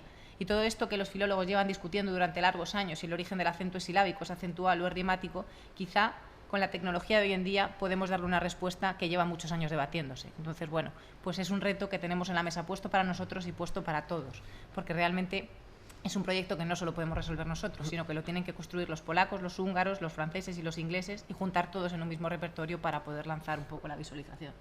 Entonces, es la idea en la que todos creemos para ir desarrollando todos estos proyectos. Y por otra parte, bueno, yo iba a decir referente a la prosa, por supuesto que también es susceptible de realizar un proyecto de este tipo. Lo que se tiene que determinar bien es si yo tengo un corpus épico, bueno, ahí estamos hablando de verso otra vez, pero bueno, si tengo un corpus, no sé, de novelas, es qué categorías voy a ir destacando. O sea, pues voy a destacar quién es el protagonista o voy a destacar... Entonces, eso será lo que etiquete o cierto tipo de acciones. A través de la narratología yo creo que no es tan complicado. Si estoy hablando de ficción, si estoy hablando de otro tipo de textos, pero bueno, todo tipo de textos es estructurable. Claro, ahí entra de nuevo el método que uses, la subjetividad de cómo estás etiquetando, etcétera, ¿no? Siempre esto es muy difícil, no tener, o sea, hay que tenerlo en cuenta porque siempre va a entrar. Pero yo creo que sí, que la prosa también es susceptible de hacer este tipo de proyectos. Si os parece, vamos a dar paso a la charla del profesor Iantorno, porque además tenemos un par de preguntas después que nos han llegado por correo electrónico y bueno, la idea también es terminar a tiempo y continuar en los foros y continuar mañana, así que os animo, pero no tanto.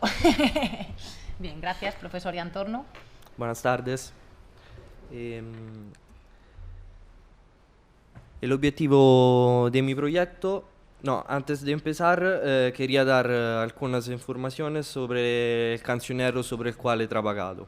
Es una obra medieval, está conservado en la Real Biblioteca del Palacio Real de Madrid y su autor es Gómez Manrique, poeta y dramaturgo español.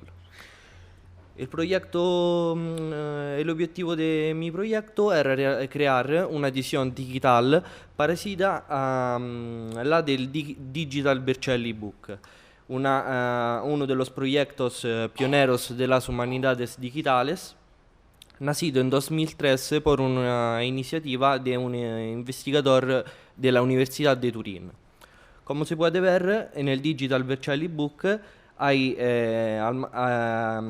los facsímiles a la izquierda, mientras que el texto HTML etiquetado a la derecha. Y hay también un formulario que ofrece diferentes posibilidades de interacción al usuario. La primera etapa de mi trabajo ha estado etiquetar el texto digitalizado con TEI. TEI se expresa a través de XML y por eso he creado un fichero XML.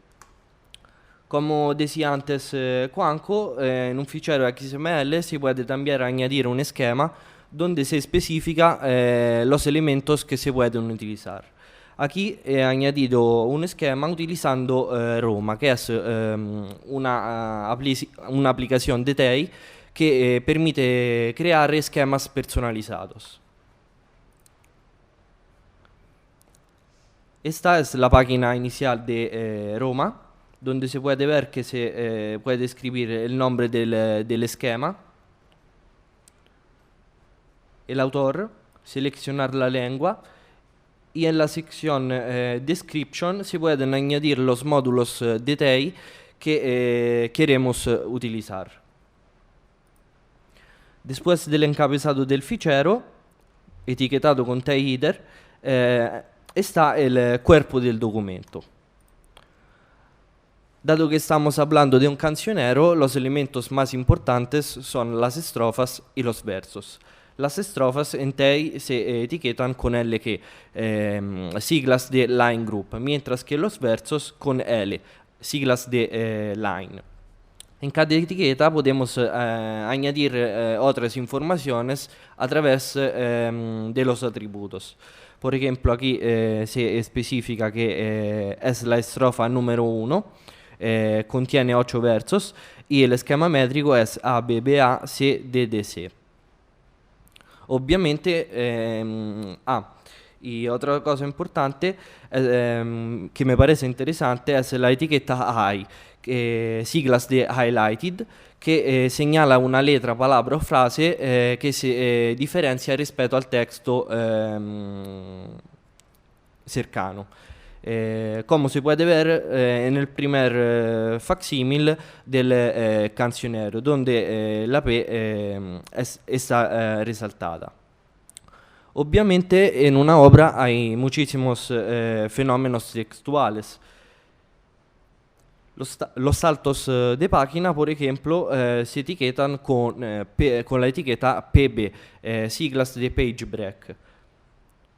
Aquí se puede ver cómo antes de la codificación de la página 12 he insertado esta etiqueta.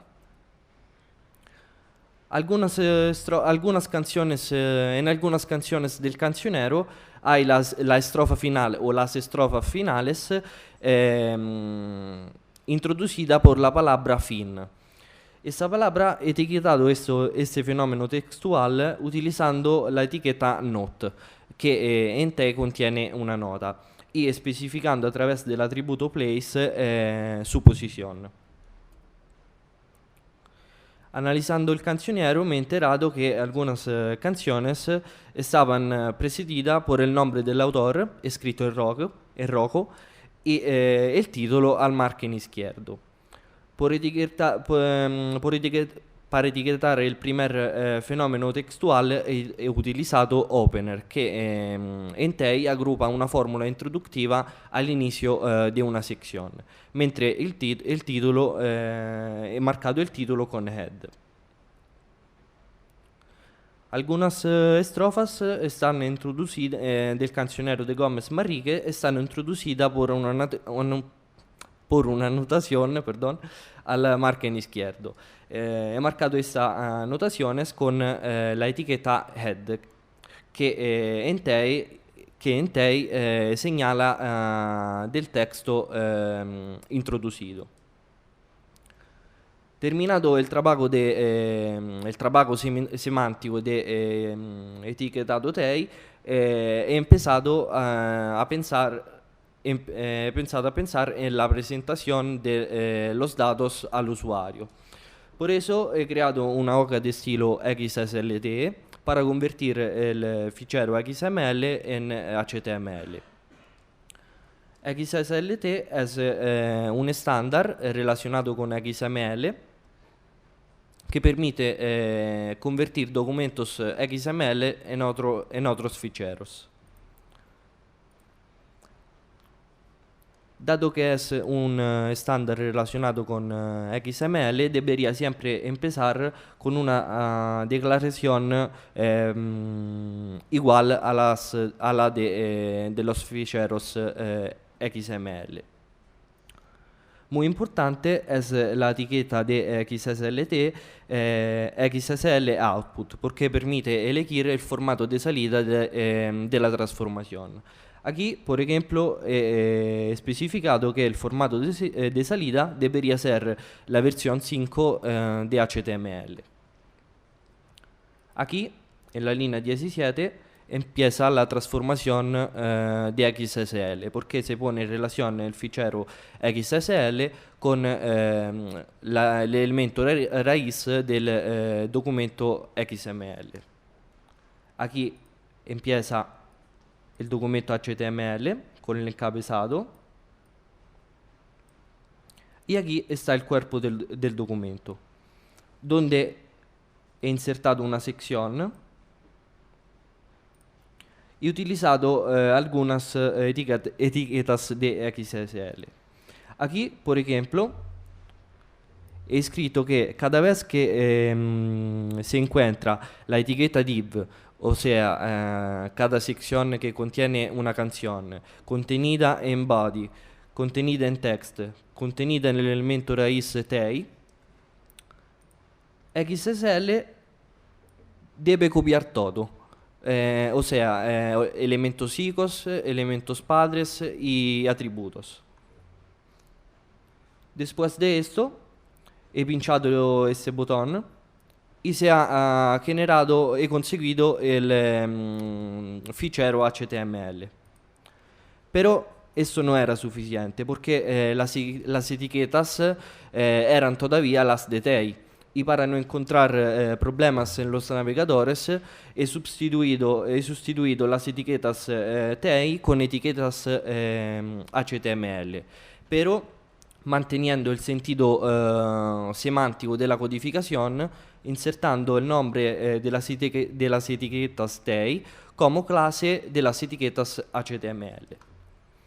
Luego, he creado un ojo de estilo CSS para la pantalla y para la impresora, he insertado los facsímiles y he creado un formulario utilizando Kota Query, que como JavaScript es un lenguaje para hacer dinámicas las páginas web.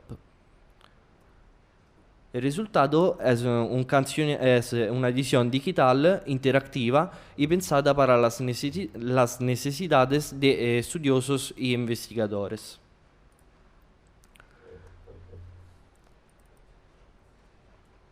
Aquí el resultado no es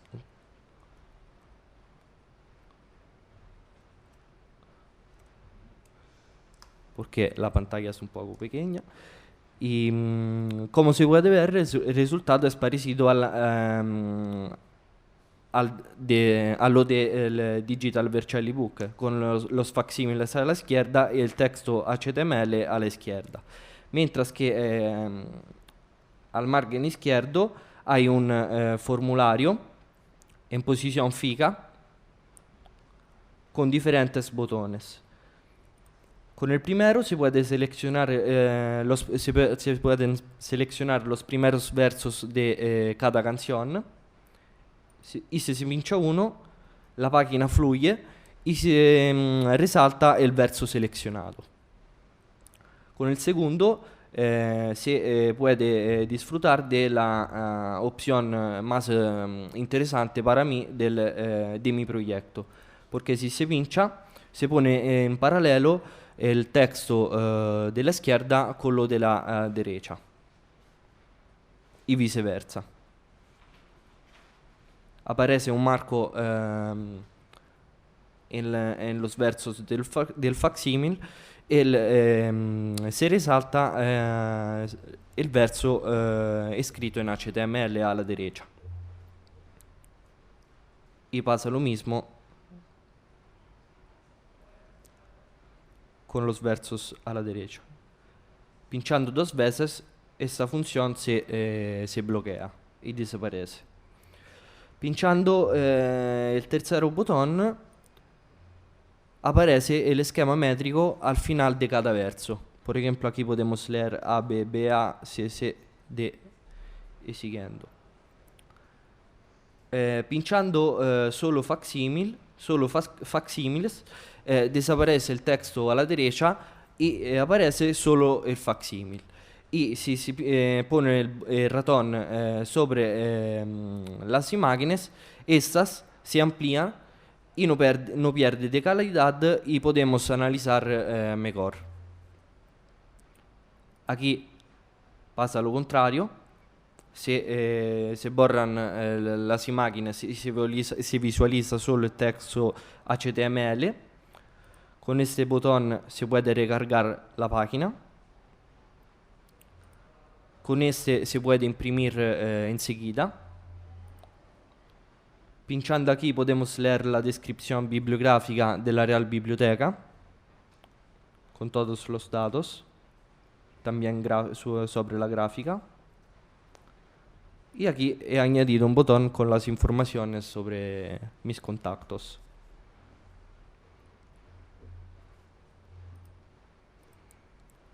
Yo creo haber dicho todo. Y si habéis algunas preguntas, no sé.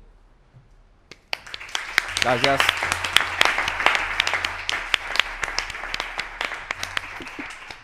Pues muchas gracias, Andrea, porque bueno, contado así parece como que todo hubiese ido fluyendo, pero realmente tenéis que ver la cantidad de líneas de código que hay detrás de todo este trabajo, que realmente ha desarrollado en un tiempo récord, porque han sido 4 meses, pero 4 meses provechosísimos, como podéis ver. Así que bueno, pues queda un poco en manos del público el micrófono para preguntas, dudas, consultas, observaciones, en fin. Tenemos unos minutos y luego tenemos la plataforma para continuar, pero si hay algo sin lo que no podáis dormir, pues estamos dispuestos a contestar.